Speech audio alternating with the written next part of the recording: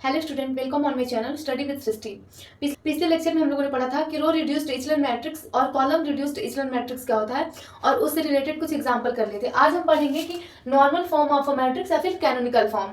Normal form of matrix क्या होता है, तो चलिए देखते हैं। A non zero matrix of order m cross n can be reduced by elementary row and column operation into an equivalent matrix in the following form. जैसे कि हम कोई मैट्रिक्स ले लेते हैं, ठीक है, और उस पर हम क्या करेंगे कि कोई एलिमेंट्री रो या कॉलम ऑपरेशन अप्लाई करेंगे और उसको इस फॉर्म में कन्वर्ट करेंगे, तो उसको हम क्या बोलेंगे कि नॉर्मल फॉर्म ऑफ मैट्रिक्स। जैसे क्या दिए कि IR0 0 0 या फिर IR0 IR0 IR। अगर हम कोई मैट्रिक्स ले लेते हैं और उस पर हम एलिमेंट्री रो या फिर एलिमेंट्री कॉलम ऑपरेशन अप्लाई करते हैं और उसके बाद से जो मैट्रिक्स मिलता है उसको हम क्या बोलते हैं कि नॉर्मल फॉर्म ऑफ मैट्रिक्स, इस फॉर्म में कन्वर्ट करने के बाद से, ठीक है। IR हमारा आइडेंटिटी मैट्रिक्स है, आइडेंटिटी मैट्रिक्स जिसका ऑर्डर क्या है R cross R, of order R cross R। और ये जीरो क्या है, ये जीरो मैट्रिक्स है, दिस इज जीरो मैट्रिक्स।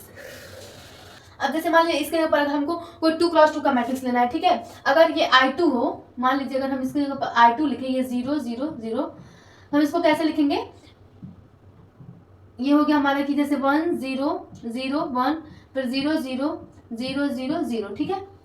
अब देखिए ये जो हमारा है इतना, ये हमारा क्या हो गया आइडेंटिटी मैट्रिक्स, ठीक, और ये क्या हो गया, ये हमारा जीरो मैट्रिक्स। तो ये इस फॉर्म में, फिर ऐसे हम इसके जगह पर भी लिख सकते हैं I2 पुट करके, इसके जगह पर भी और इसके जगह पर भी, ठीक है। ये एलिमेंट्री मैट्रिक्स क्या होता है, जैसे कि हम पीछे पढ़ चुके थे कि एलिमेंट्री ऑपरेशन क्या होता है, कि जैसे ऐसा ऑपरेशन जो हम मैट्रिक्स के रो या कॉलम में अप्लाई करते हैं तो उसको हम क्या बोलते थे, एलिमेंट्री ऑपरेशन। अब देखेंगे एलिमेंट्री मैट्रिक्स क्या होता है। A matrix obtained from an identity matrix IN by applying a single transformation is called elementary matrix या फिर ई मैट्रिक्स।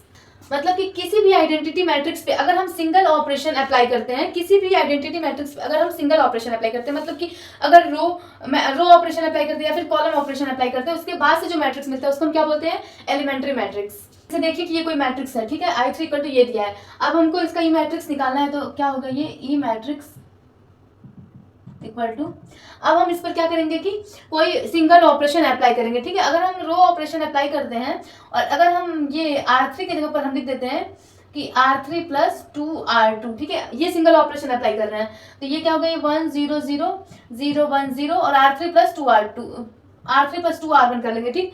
तो R3 प्लस 2R1, तो 0 प्लस 2 कितना हो गया, ये 2, फिर ये 0 प्लस 0 0, फिर 1 प्लस 0 1, तो ये हमारा इसका ई मैट्रिक्स आ गया। मतलब किसी भी डी मैट्रिक्स पे अगर हम सिंगल ऑपरेशन अप्लाई करते हैं, रो या फिर कॉलम ऑपरेशन, तो उसके बाद जो मैट्रिक्स बनता है उसको हम क्या बोलेंगे, एलिमेंट्री मैट्रिक्स या फिर ई मैट्रिक्स।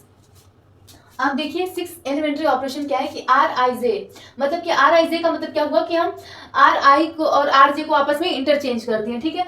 फिर RI इंटू के, तो हम RI में क्या किया है, K से मल्टीप्लाई कर दिया, और RIJ इंटू के क्या है, RI में हम क्या किए हैं, हम RI की जगह पर हम क्या लिखे हैं कि RJ में K से मल्टीप्लाई करके और RI को उसमें ऐड कर दिए, ठीक है।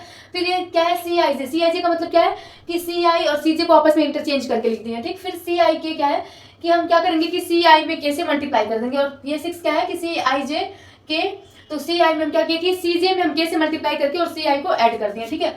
अब देखिए हम इसको कैसे लिखेंगे कि, अब देखिए इसमें हम क्या किए हैं कि एलिमेंट्री मैट्रिक्स में हमने क्या किया है कि ith और jth रो को आपस में इंटरचेंज करके लिख दिया, ठीक है।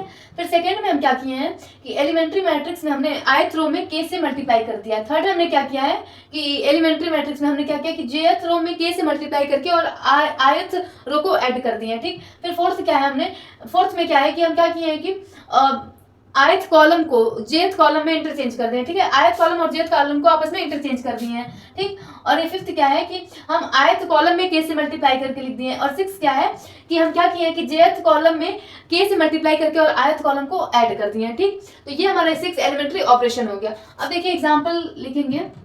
अब देखिए एग्जांपल, ये कोई मैट्रिक्स दिया है, ठीक है, और ये हमारा क्या है, ith कॉलम है, ये jth कॉलम है, ये ith रो है और ये jth रो है, ठीक। तो ये इस टाइप से दिया है, ठीक।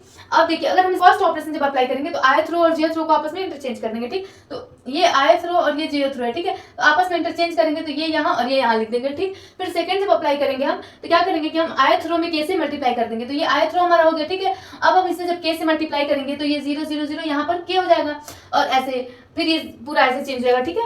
उसके बाद से हम क्या करेंगे, अगर हम इसको अप्लाई करते हैं ये थर्ड वाले को हम अप्लाई जब करते हैं तो क्या करेंगे हम कि जेथ रो में के से मल्टीप्लाई करके ith रो को ऐड करेंगे। इसमें हम के से मल्टीप्लाई करेंगे और इसको जब हम ऐड कर देंगे, ठीक है, तो ये हमारा एलिमेंट्री मैट्रिक्स बन जाएगा। ठीक, तो आज की वीडियो में बस इतना ही, फिर मिलेंगे कल नए वीडियो के साथ। Thank you.